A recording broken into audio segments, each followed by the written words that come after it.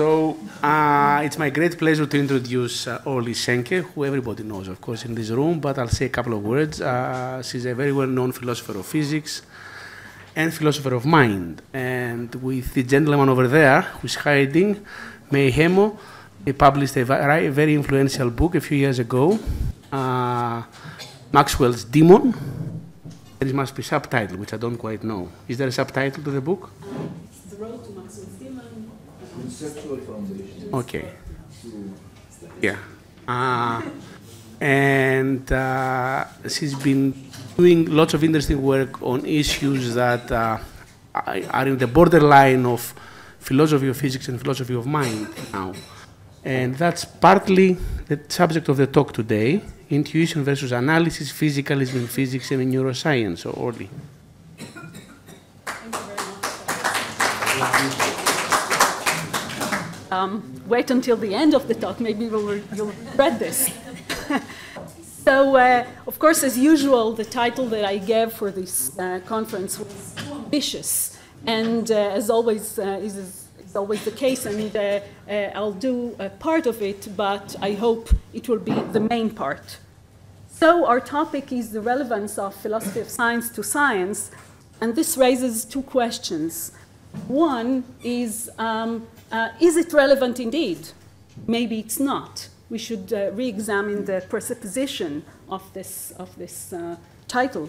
And the second presupposition that we need to look at is that of the division of labor between philosophies of science and science, because we're talking about the relevance of one to the other.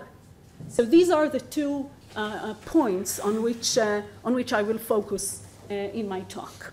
And I begin with the relevance, and this will take me to the division of labor. So if you ask physicists, and I start with physicists because this is my field.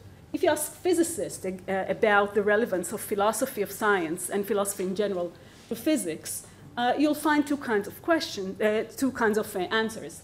The first group are physicists against philosophy. Perhaps the most famous one is Richard Feynman, and the famous saying that is attributed to him is that philosophy of science is about as useful to scientists as ornithology is to birds. This gave rise to a host of literature about is ornithology useful to birds. But this is not the main point. Of course, his idea was that it's completely irrelevant, and he made other remarks about philosophy that are even less pleasant to the ears of philosophers, perhaps, unless you understand that Feynman was also a philosopher. But he is the first and perhaps the most famous example of a physicist against philosophy. Another famous example is Steven Weinberg, who in his book, 1992 book, in a chapter called Against Philosophy, writes that the insights of philosophers have occasionally benefited physicists, but generally in a negative fashion, by protecting them from the preconceptions of other philosophers. And here is a philosopher who is doing the job for Weinberg, Dennett. In a recent lecture in Buenos Aires, he says that philosophy in some quarters has become a clever play in a vacuum that's not dealing with problems of any interesting interest. Especially he speaks about analytic metaphysics, which is willfully cut off from any serious issues. And he is worried about how other philosophers should correct the bad impression made by the bad sort of philosophers. So Weinberg plus Dennett, perhaps, is the second example. And the third one is by Stephen Hawking, who famously, in a lecture in 2011, says that philosophy is dead. What Hawking means when saying that is that in the past, philosophy was very useful. It gave us all sorts of insights in metaphysics, in methodology, in epistemology, and so on. But now we all know, he says, that science took over this task, and there is no longer room for philosophy in any of these fields. And perhaps a step in this direction not completely to the extent that Hawking would want it to be, but a step in this direction is perhaps this week's issue of the New Scientist, which is an issue dedicated to metaphysics. And they ask, that maybe it's too small for you to see, but they ask questions about, such as, do I exist? What is reality? Why does anything exist? And so on, big metaphysical questions, big epistemological questions. And the idea is that these topics should be addressed as much as possible by science. There is some residue because science doesn't have all the answers. But the attempt, the project of this issue, as I understand it, is to try as much as possible to answer these questions in a scientific way. So science, you might say, is imperialist in that sense. Science is intended to answer all the questions, everything. And there is no room to philosophy.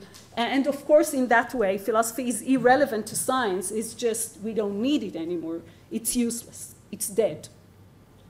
So these are three answers, three examples of answers of physicists who are against philosophy.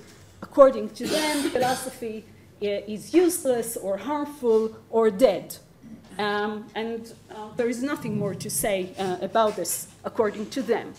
But there is another group of physicists who are for philosophy, you might say, in a sense. They think that philosophy can do some work and maybe even relevant to the work of physicists. One famous example already mentioned today is Einstein, who writes that science without epistemology is, insofar as it is thinkable at all, primitive and muddled. And so this is perhaps the biggest fan of philosophy when looking among the great physicists. There are, of course, Newton and others also made remarks and worked in philosophy, but this is a contemporary example that people like to mention. Another very recent one is Carlo Rovelli, who gave a talk at the London School of Economics quite recently. His talk is available on the web, and in his talk, he is favorable of philosophy in general, both of metaphysics and epistemology, of science, and says that it is relevant for physics. And one of the things he says is that scientists that talk philosophy down are simply superficial. They have a philosophy, usually some ill-digested mixture of Popper and Kuhn, and think that this is the true philosophy and do not realize that this has limitations. Rovelli does something that none of the previous ones that I mentioned do. Perhaps Einstein a little bit, but the physicists against philosophy, one thing that they don't do is they don't give arguments for their claims. They just throw slogans to the air. And Rovelli offers arguments for his approach, the pro-philosophical approach. I'll briefly describe his three main arguments and then proceed to examine them. So his first argument for why philosophy is relevant for physics is by testimony of great scientists. And he mentions Einstein, of course, as a famous example. He mentions Heisenberg and others who testify about the influence that philosophy had on their work. And it's not always a trivial or a banal influence. The philosophies that they quote are not sometimes not what you'd expect. Schopenhauer and so on. So his first argument for why philosophy is relevant is just by asking physicists, have you been influenced by philosophy? And he says that by and large, the answer is positive. The second argument that Rovelli brings is this. He says, well, what do these, for example, three people that I mentioned, what do they do when they say that philosophy is useless or harmful or dead? What they're doing is that they are thinking about the methodology and the scope of science. But this is philosophy of science. So they're maybe doing a not very deep philosophy of science, not informed by the literature and so on, but this definitely is a kind of philosophy of science. So by saying that philosophy is useful and harmful and dead and so on, they undermine their own claims because they are philosophizing about science. This is his second argument. And the third one is that he emphasizes that philosophical ideas are essential during great scientific change. And the change that Rovelli has in mind is the work in the foundations of physics. He's doing quantum gravity. There is the other camp doing string theory. And in the debate between them, questions that are clearly traditionally philosophical come up, starting with what space and time are, continuing with what causations and laws are, and even what is evidence, what is empirical evidence, and should empirical evidence be relevant at all for choosing a theory, because this is one of the problems with respect to string theory. So, what Rovelli says that in such times we need to ask philosophical questions, both metaphysical ones and epistemological, methodological questions that are traditionally addressed by philosophers of science. These are his arguments for the claim that philosophy, and in particular philosophy of science, is relevant, very relevant for physics. But he makes an assumption in common with the physicists against philosophy, and this is that there is a division of labor. Now here is a famous quotation from Sellers about philosophy. The aim of philosophy, abstractly formulated, is to understand how things, in the broadest possible sense of the term, hang together in the broadest possible sense of the term. So for Sellers, philosophy is imperialist. It's not, it's the other way around. I mentioned that according to the New Scientist volume, perhaps science is imperialist in trying to conquer everything and to be relevant and answer all the possible questions. And here there is a view that philosophy is in a sense, everything. And perhaps physicists are doing the details and so on, but the big questions should be addressed by philosophy, are addressed by philosophy. And I would like to say that both approaches, the science as an imperialist endeavor and philosophy as an imperialist as view, in an imperialist view that is illustrated here, both miss the point of the question that we want to raise here, because we do assume in the very question that there is some division of labor, and in fact, even if we look into the two fields and try to say what is science and what is philosophy of science, and draw a barrier, we will not succeed in drawing a clear barrier, because for every topic that is addressed by philosopher, the same topic is addressed by some scientist, and every method that is used by a scientist is also used by philosophers. Some are more inclined to empirical evidence, some are more inclined to analytical discussions, both in science and in philosophy, and philosophy of science in particular, and philosophy of the sciences are even closer to the science proper, the different sciences proper. So, so drawing the barrier is very difficult, but going to the extremes, somehow I have the feeling that it misses the point, and there is a point here. So the question is, in what sense can we talk at all of a division of labor? Is there a division of labor? If it is, what is it?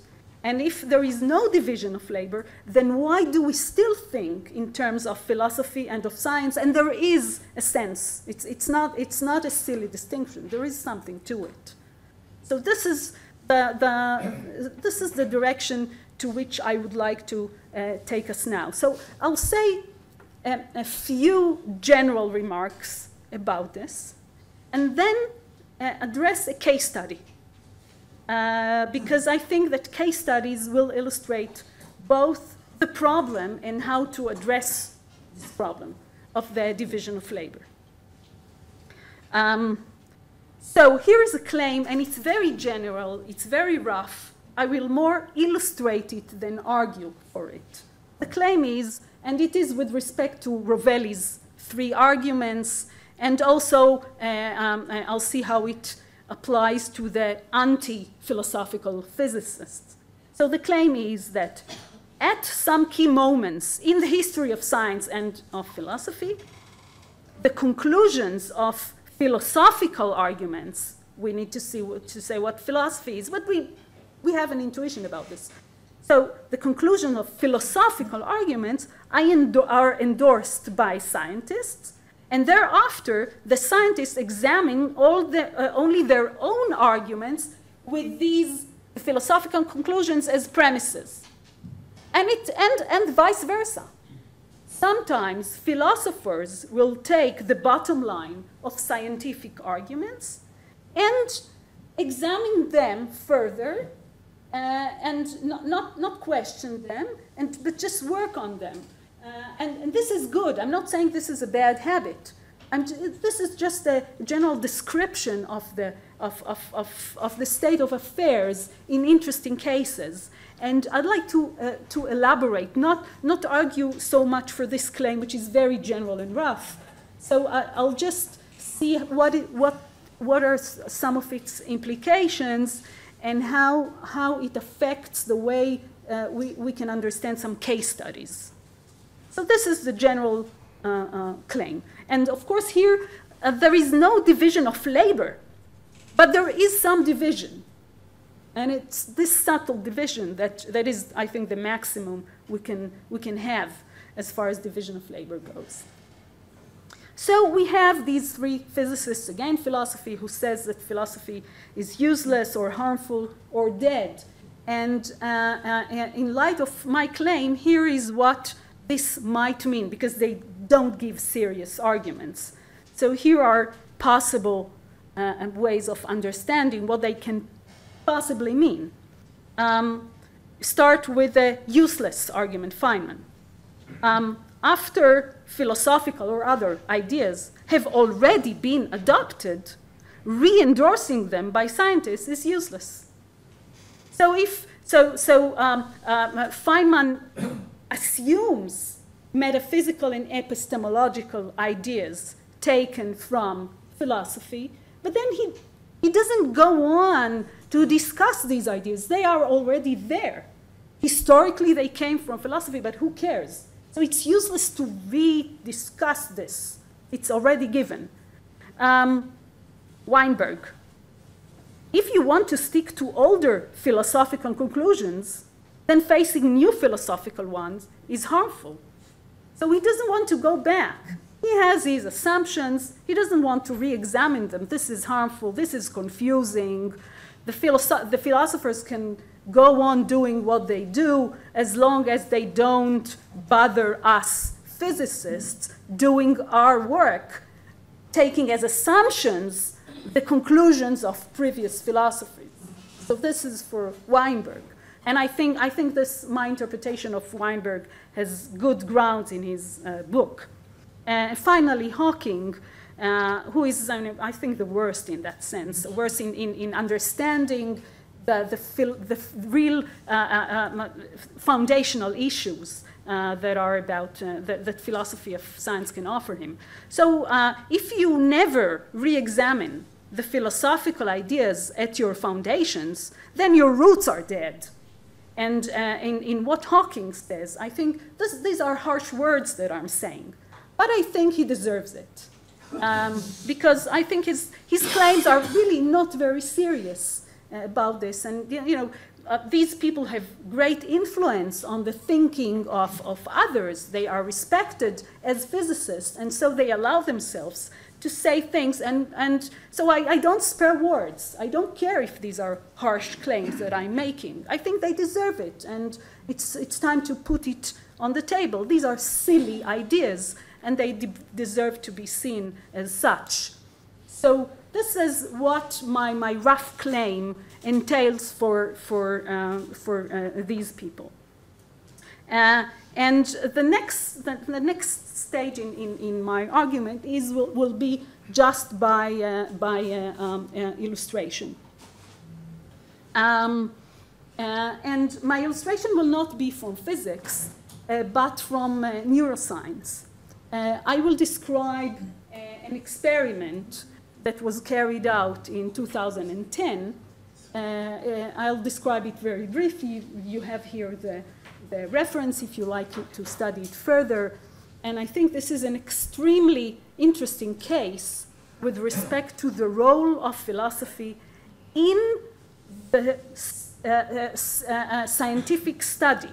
What I will want to show is that philosophy is in there as the research goes on. It's not just in the background, it's at the front. So the case study is this. It is well known that different types of mental experience are associated with activity on well-defined regions in the brain. For example, it is well known that if we think of faces, then there is a face recognition area. If we imagine that we are performing some motor activity, then the motor area in the brain is active. We don't need to actually carry out these movements. We only have to imagine that we're doing them, and the motor area is activated. We also know this with respect to, I'll call it navigation capability. If you imagine that you walk in your house between the different rooms and you imagine the route that you're taking, then a certain recognizable area in the brain is activated. These are well-known things, and the regions that are activated are well-known. And these are good examples. There are other examples that are weaker in the following sense. I mean, these are the stronger ones in the following sense, that if they put you in an fMRI and they ask you the following things, you have two options. Either imagine that you're walking around your house, or imagine that you play tennis. But don't move, of course. Just imagine one of two. It's up to you what to imagine. Then they scan your brain, and they tell you what you just imagined because of the region. Of course, there are statistical problems, well-known ones, but I'm making this rough description. It's not misleading. So this is known with respect to healthy people in fMRI responding to questions and tested in the usual way. This is a background to the experiment. In the experiment, the subjects that were tested in the fMRI were people in coma. That people that have been in coma for several months, sometimes several years, some of them following illness, some of them following accidents, and the common trait of all of them is that they do not react in any way to any stimuli. not even eye movements. The famous locked-in syndrome is for people that can still respond with their eye movements, and so there is some communication with them. But these people don't even move their eyes. So traditionally, by their caregivers, they are treated as if they are unconscious. And the question was, of course, are they unconscious? This is a very important, very intriguing, very even frightening thought. So about 52, if I remember correctly, such people were placed in an fMRI device and were given the following instructions. Please imagine that you play tennis, and then please imagine that you walk in your home. Out of the 52, 5 people responded, the brain responded like healthy people. And the rest did not respond in the expected way. And by the way, out of these 5 people, 1 was selected. And this guy, they told him, we're now going to make the following agreement or convention with you. We're going to ask you yes/no questions. If you want to say yes, imagine that you walk in your house. If you want to say no, imagine that you play tennis. And they asked this guy some trivial questions. You know, is your mother's name so-and-so? Were you born in such and such country, and so on? And he answered correctly the first few questions.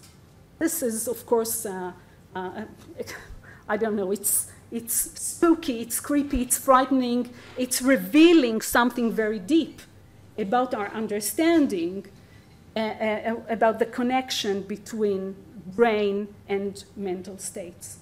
And the question is, what do we understand from this experiment? So the trivial conclusion that people in this article and in later 5 minutes, yeah. Thank you. And so the trivial conclusion that people drew from this article and in later literature was that the 5 people who responded like healthy people to the questions were conscious and terribly, tragically locked in. And here we have a method of connecting with them. We can ask them how they feel with yes/no questions. We can ask them what kind of treatment do they want. We can ask them, do they want to live or not? Now, this opens a huge hope for the families and for these people. And the idea, of course, the other assumption is that the rest of them, the 47 who did not respond, are not conscious. And then treatment should be proceeded as usual. So so we have here a finding, and we have an interpretation of the finding, which is who is conscious, who isn't, and what should we do with this. And my question is, why is this the right interpretation, or is it the right interpretation? And I'm not going to ask whether it is the right interpretation. What I'm going to point out is what these scientists assume when they make the interpretation that they do. And what I want to claim is that implicitly they assume type identity physicalism of the mental. They assume that the type of physical activity in the brain is identical with the mental state that they ascribe to these people. Why is it the only option? I mean, you cannot coherently hold the conclusion that they made of this experiment unless you endorse type identity physicalism with respect to the mental. The thing is that perhaps the easiest way to see it is that only those 5 people are conscious, and the other 45 are that the conclusion was that they're not conscious. So if we have, for example, multiple realization of the mental by the physical, there is no reason to conclude that the other 45 are unconscious. And there is even no really very good reason to conclude that the reacting 5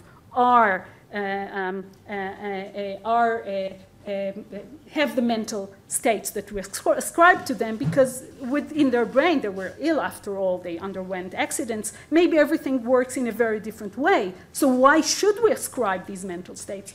The only reason is type, identity, physicalism. Now, if you ask these scientists, then you take them to a philosophy meeting and ask them about their views about the relation between the mental and the physical.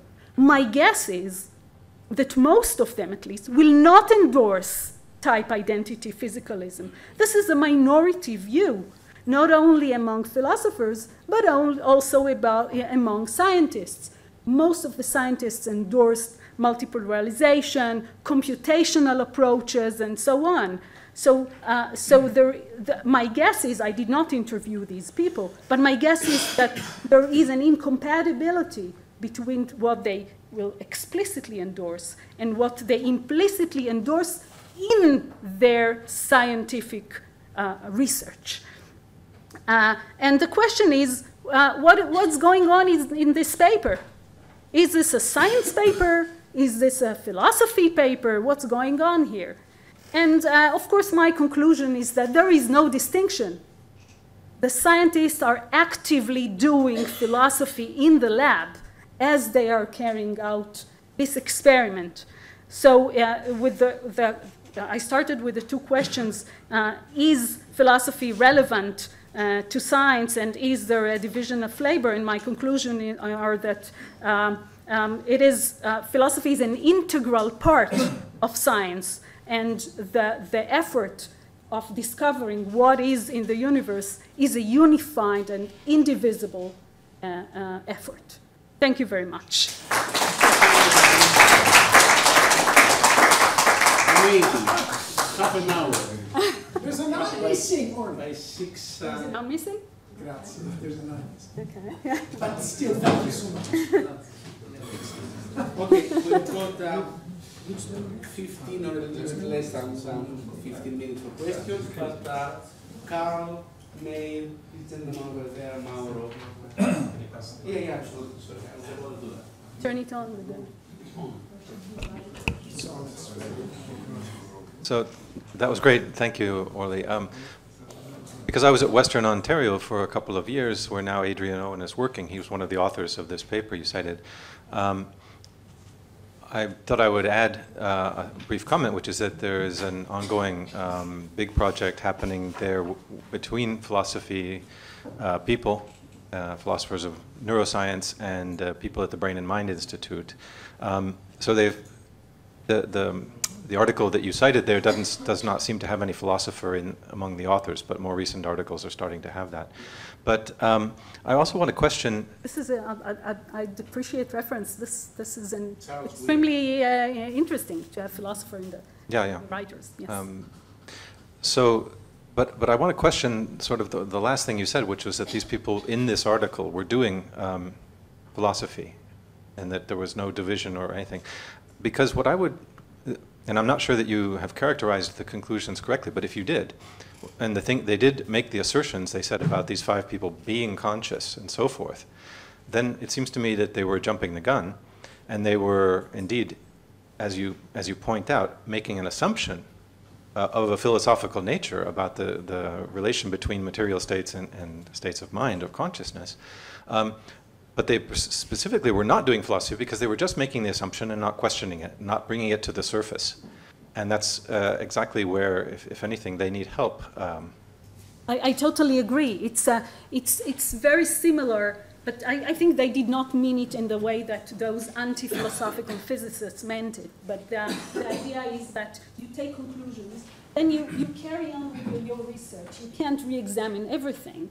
So whereas these physicists are against re-examining the philosophical ideas, I think in this community, there is willingness. And I'm glad to hear it, and I'm intrigued to read these papers. But this is something that I've seen in the community of cognitive scientists and brain scientists in general. There is more willingness to listen and to interact with philosophers, perhaps because this is a very young science, perhaps because it still have deep roots in the philosophy of mind. They even take terms from philosophy of mind. The project is not very clear. They have debates about what the project should be. Is it biology? Is it computation? So because of that, there is willingness. Thank you for mentioning this, because I should draw a clear distinction between these people doing this research and the physicists that I mentioned at the beginning. So thank you.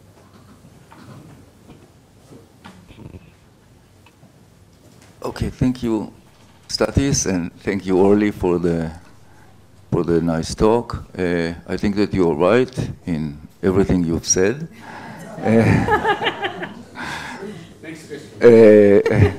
But I just wanted to endorse what you've said, and just to make two comments. One is that, well, I think that also Carl was right about, but there was a point also to what you've said.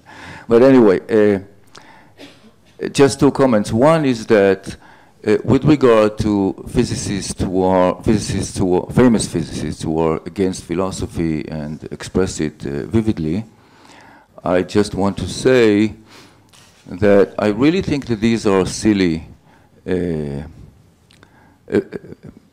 comments that they make. And I think that there is I mean, if you look at the history of philosophy in the 20th century, I think you could give a good explanation for what's going on here. And it might be also, I mean, the blame could also be put on philosophers. And that's, you know, I'm referring here, of course, to the positivist, logical positivist tradition, which I think has a major influence on what these physicists say. And of course, what I'm now saying is it goes in the direction of what Rovelli said and what you've said about the philosophical premises that they do not even pay attention to. And so somebody should wake them up and let them know that positivist philosophy has been shown to be false, and that we are in a completely different game, and let's start the serious work. So that's the first comment. The other one, I want to make so just a very quick point. The case study that you gave is very interesting and so on, especially in the context of brain science and cognitive science. But I just want to make a general comment about physics. And I want to say that, I mean, I think that one could come up with a very short and clean argument showing that whenever you do physics, for example, you have to do philosophy. There is no way you won't do philosophy if you want to do physics, and the reason is that, especially if you do modern physics, say, you know, since, I don't know, 17th century or something. And the reason is that you want to do something which isn't mathematics. So when you have physics, when people came up in the last 200 or 300 years with physical theories, they come up with some mathematical formalism which is not supposed to be mathematics, which is supposed to have a physical interpretation. And once you're in the business of providing a physical interpretation to the mathematics, you're doing philosophy. You may do it implicitly, very badly, not pay attention to details, and so on, but you're doing philosophy in giving the physical interpretation. That's the idea.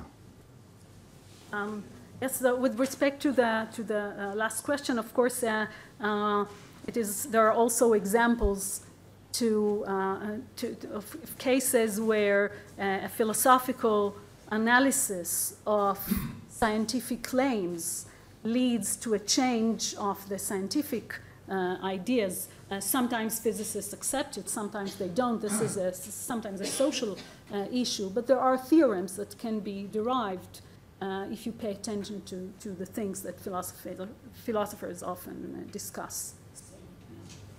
There are 3 more questions, 4 more questions, so please keep them short. I want to learn from an analogy. Suppose that we ask the question... Can you turn it on? Oh.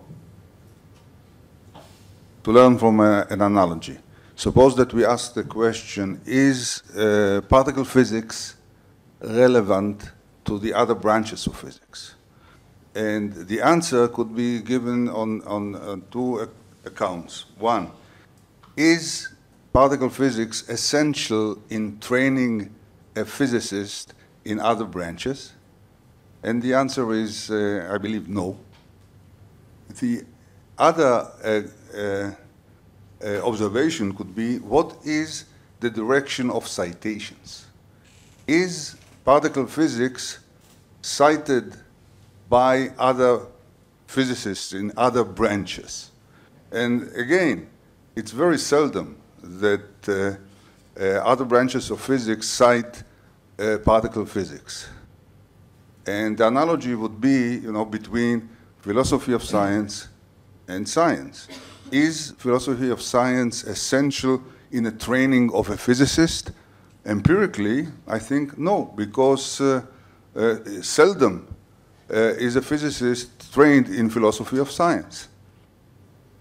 And the direction of citations, it seems to me that it's very seldom that a physicist cites philosophical work. So and also the other way around. I mean, philosophers, some of them cite some physical statements. Not all of them cite, a lot of the physical statements.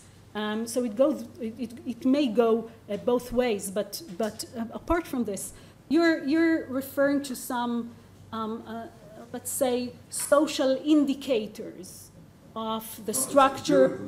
No, these are social indicators. The question of who cites who and who is trained in what way is about the institutes and about citations and so on. The question is, the question that I find interesting is, what is behind this?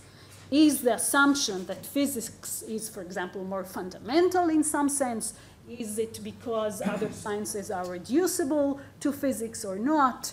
And the thing that I want to emphasize, this was my claim, is that at a given point of time, the scientists rely on conclusions that philosophers drew previously, and they continue to work on it, and this is legitimate. And it goes the other way around as well. So that I wouldn't take the citation and the training very seriously with respect to the contents of these 2 fields and their methodology. There are 3 more questions, please.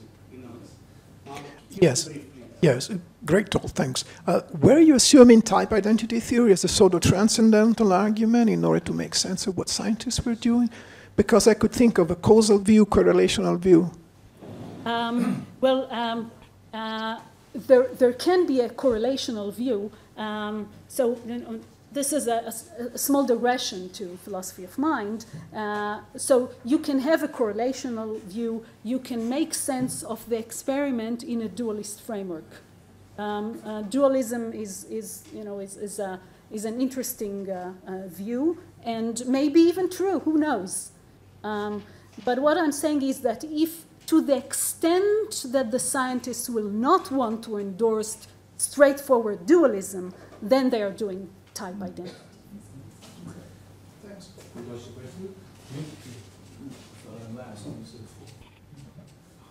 I get 3 questions.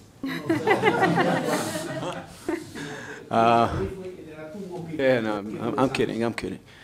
Orly knows I'm kidding. So thank you very much for another very interesting and enjoyable talk. And as always, Orly is, for me, very thought-provoking. I can't accept your conclusion, as you already know. And I think, you know, the last part of your talk, you veered off what was completely backed up by evidence up to that point. Because if you put these neuroscientists in a room and let them talk philosophy, they will do it, but they're no more qualified to doing it than a bunch of plumbers or bus drivers, or not to be condescending about these professions for 1 minute. The thing, by the way, what this gentleman just, the point he made is a very, very valid and relevant point. I think these are very, very good indicators in terms of content of what's going on. And to use an analogy that you and I have been discussing for years, I don't think Einstein said one philosophical word or useful philosophical word when he did any of his work on time. And I don't think any other physicist ever said anything philosophically interesting about time, ever. I think there's a complete rift between physics and science, between science and philosophy. And it's true also in what's happening now in neuroscience. You're right, it's a very young profession, and therefore, you know, you get lots of mixed discussions. But ultimately, I think when we look back on it, historically, we'll see there was no interaction.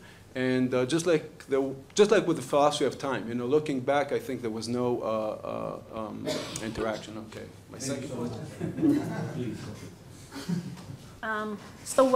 The question is, what is a philosophical conclusion, and where these ideas about time that are assumed by each working physicist at each theoretical stage, where do these assumptions come from? And this is an ongoing debate that we can continue.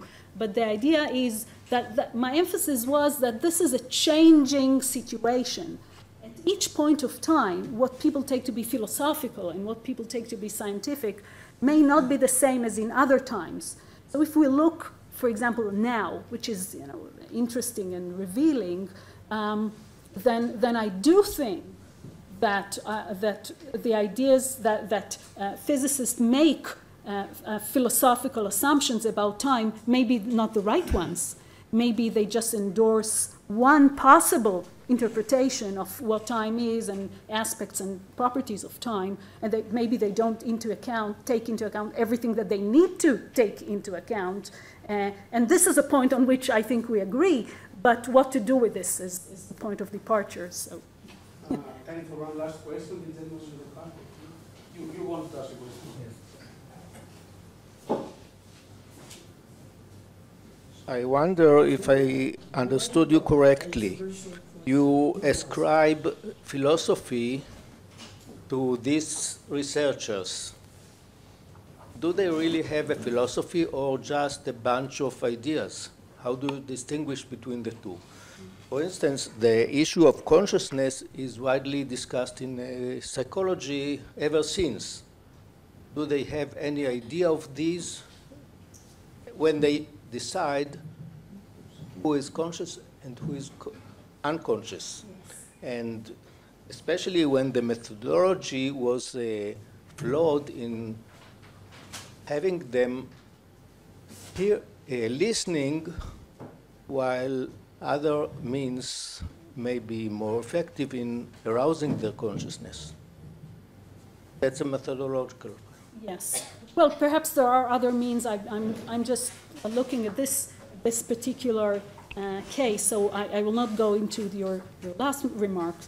But with respect to your the other things you said, look, I avoided defining what's physics and what is philosophy, because I don't think I can come up with any reasonable definition. People have been trying to define just what science is without going to what philosophy is, and this is difficult enough.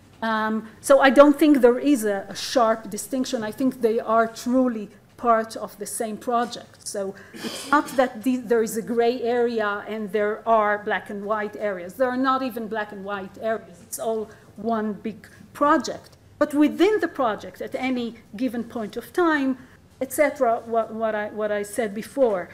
People take different roles. They divide the topics they address. Nevertheless, there is an intuition according to which philosophy is about the analysis of arguments.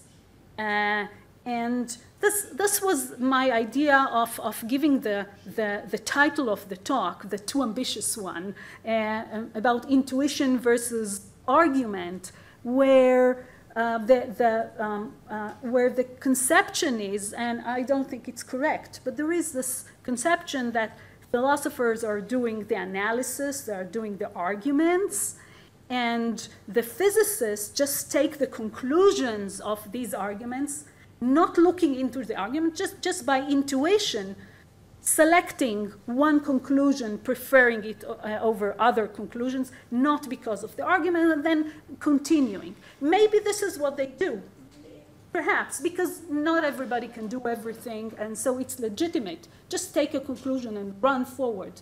Just don't disregard those who are working on deriving the conclusion, as the physicists did. Sorry, the job of the chair is the most unpleasant one, but I should say, we should stop now. Thank you very much, Orly, for this wonderful talk.